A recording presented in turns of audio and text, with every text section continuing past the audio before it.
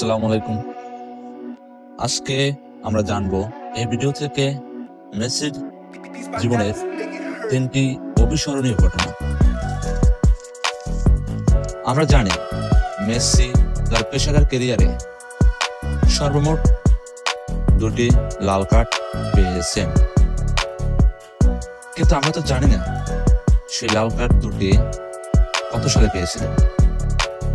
তিনি প্রথম লাল কার্ডটি পেয়েছিলেন 2006 সালের নভেম্বর মাসে ও দ্বিতীয় যে লাল কার্ডটি পেয়েছিলেন সেটা ছিল 2021 সালের জানুয়ারি মাসে কোপা আমেরিকা ফাইনালে।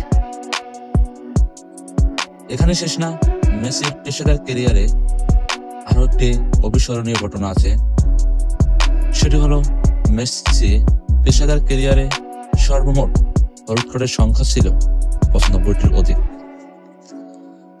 এর চেয়ে একটি বড় ব্যর্থতা আমরা জানি 2014 সালে বিশ্বকাপ ফাইনালে জার্মানির কাছে হারা মেসির জীবনের একটি অবিস্মরণীয় ঘটনা হয়ে থাকবে। প্রতিদিনের নিউজ জানতে চোখ রাখুন এন্টারটেনমেন্ট স্পোর্টসে। ভালো থাকবেন সবাই, সুস্থ থাকবেন। আসসালামু আলাইকুম।